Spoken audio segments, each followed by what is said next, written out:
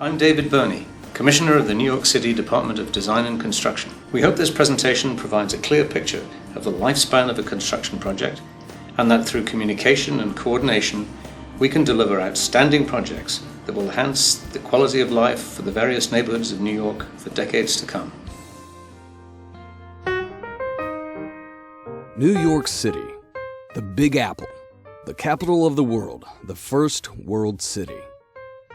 People from all over the world come here to realize their dreams. There's no other city on the planet like it. It is immortalized in film, music, art, and its buildings, streetscapes, and bridges are even familiar to those who have never visited. There are hundreds of elements that have contributed to this greatness, but an often overlooked aspect is the city's tremendous infrastructure. Those elements that allow millions of people to live their daily lives. From turning on the faucet in the morning to driving on a smooth and safe road. These are things that most New Yorkers take for granted. But just like a car, this infrastructure needs tender loving care and maintenance in order to keep the city running. And that's where the New York City Department of Design and Construction, or DDC, comes in. Ever since the first water main and sewer pipes were placed in the ground, there has been the need to maintain and fix them. Over the decades, various agencies have been installing and maintaining the city's infrastructure.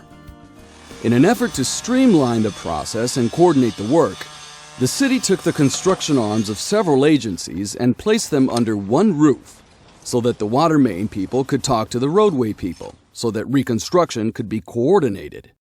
And so, in 1996, the city charter created the Department of Design and Construction. DDC has two distinct groups, structures and infrastructure. The structures group builds or reconstructs the city's buildings, such as police precincts and libraries. And the infrastructure group is charged with reconstruction of the city's water mains, sewers, and roadways. We understand the disruption that this reconstruction can have on your daily routine, and we at DDC have developed this video to address some commonly asked questions and concerns. Before DDC begins any infrastructure project, no matter how big or small, the project or work to be done must be identified or requested by either the Department of Transportation or Department of Environmental Protection, or both. Why these agencies? Major function of the DOT is to maintain the city's streets, sidewalks, traffic signals, and street lighting.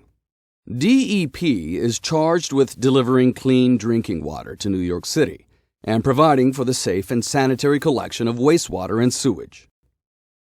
For more info on what DOT and DEP do, please visit nyc.gov.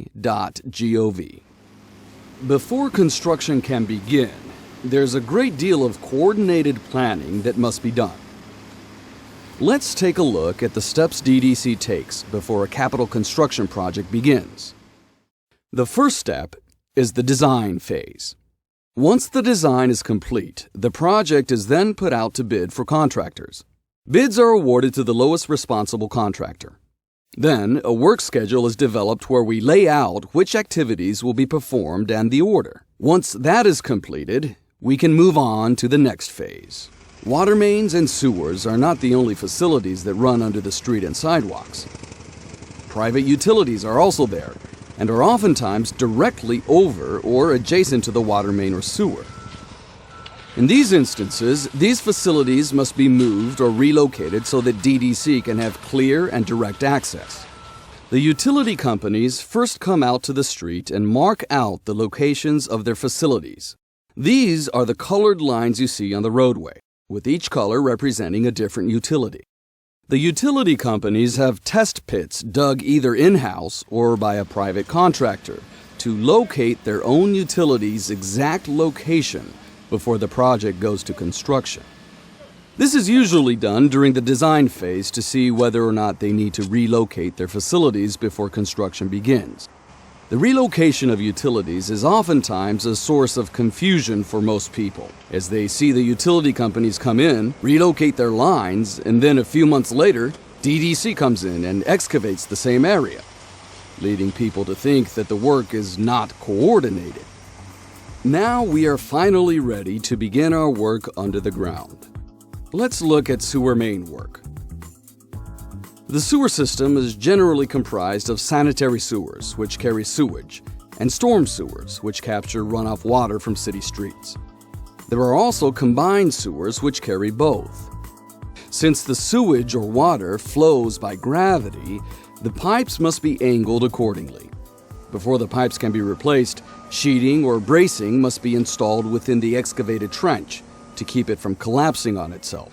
During the installation of sheeting, utility services like gas and water may have to be temporarily interrupted while the utility pipes are moved around the sheeting material. Once the trench is excavated and sheeting is installed, the sewer pipe is replaced. At this time, new house connections are installed. Once the pipes are replaced, the trench is backfilled and work moves on. Once the sewer work is completed, we turn to the water mains. But before we get to the actual work, let's take a look at how the millions of New Yorkers get their water. The city water comes from the reservoir upstate New York. It collects through various dam structures, and then it goes into a gigantic tunnel that conveys the water from upstate down to New York City. When it gets down to New York City, it gets distributed through smaller pipe. As part of the project, we replace these pipes because if it bursts, it's a disaster for everybody. In order to replace the pipe, you have to shut the main off. We replace the pipe, and then you turn the water back on. We do not shut people off for more than a day. We give notice in advance. The next day or so, the water is going to be shut down. If you have special need, we try to arrange some way to make sure you're okay with the shutdown. At the end of the workday, we reconnect that pipe back in. We flush it with chlorine and so forth to clean the pipe to make sure the settlement is cleaned up.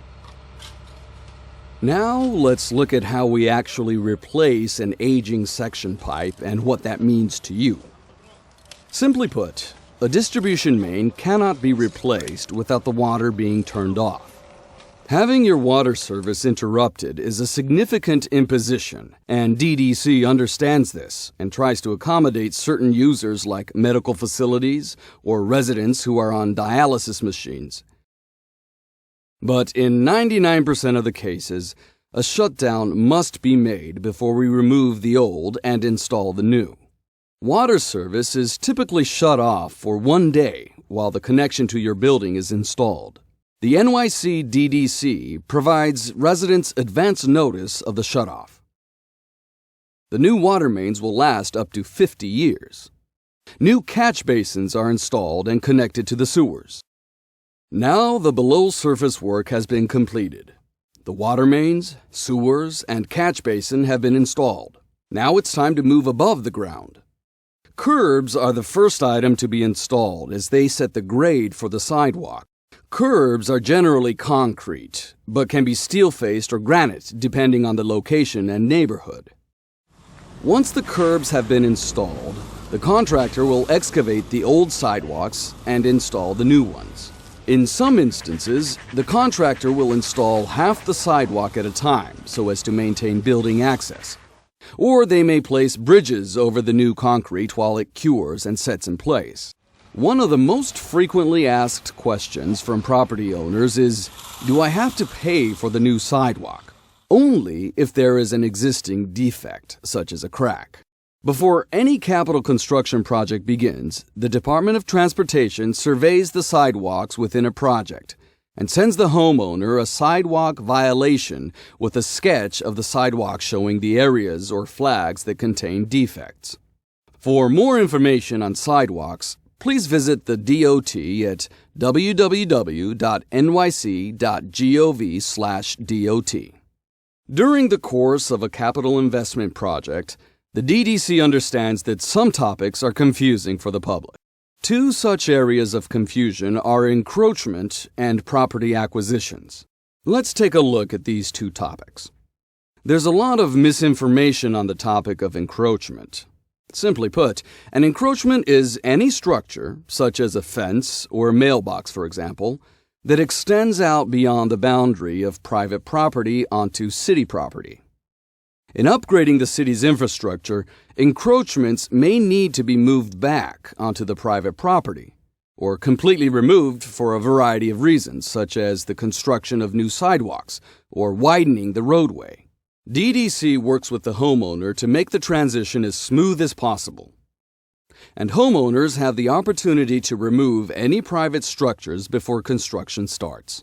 Every so often, a design calls for widening the roadway or adding new or wider sidewalks.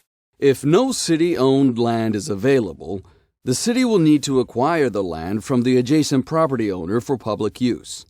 This process of private property appropriation is typically done pursuant to the New York State eminent domain procedure law, and the homeowner typically receives fair market value for the property. In some cases, the city may instead obtain an easement through negotiation with the property owner. This is more typical when a DEP structure is being installed underground, but the city does not need to use the above-ground space for public access. The final stage of the capital construction project is typically the roadway. The roadway consists of a concrete base which is covered with a coarse layer of asphalt, called the binder, and then a final, less coarse layer of asphalt. In some instances, the city just replaces the asphalt layers. These are called milling paving projects and are performed throughout the city on a cyclical basis in order to maintain a smooth riding surface on city streets. A milling paving project is a very simple process that involves removing the worn asphalt surface of the roadway and placing 2 new layers of asphalt, the paving part. This work is typically completed in a few weeks. The paving operation is usually done in 1 day. The final stages of a project can also include landscaping, adding streetlights and traffic lights. In an effort to enhance the cityscape, DDC, in partnership with the Department of Parks, will plant trees and shrubs and grass in certain locations. Streetlights are installed once the electrical conduits from the street are completed. The streetlights may be the normal ones that existed before. But in certain cases, such as historic or business improvement districts, specially designed or historic-style streetlights are installed. In 1986, Mayor Koch assigned into local law that 1% of the budget of a capital project will go toward integrating public art into that project. DDC is well aware of the impact its work and projects have on the community and is committed to ensuring that you, the community, know what is happening and when it will be happening. For high-impact projects, DDC will typically assign a Community Construction Liaison, or CCL. The CCL is a dedicated on-site person whose primary job is to provide advance notification of work activities and related impacts to the community. With this information, people can plan their lives and daily routines with a minimum of disruption. The CCL is the first point of contact for the community. Their job is to provide advance notification to the community and identify and help resolve project-related issues. Basically, they are DDC's on-site problem solvers and help mitigate the impacts of construction.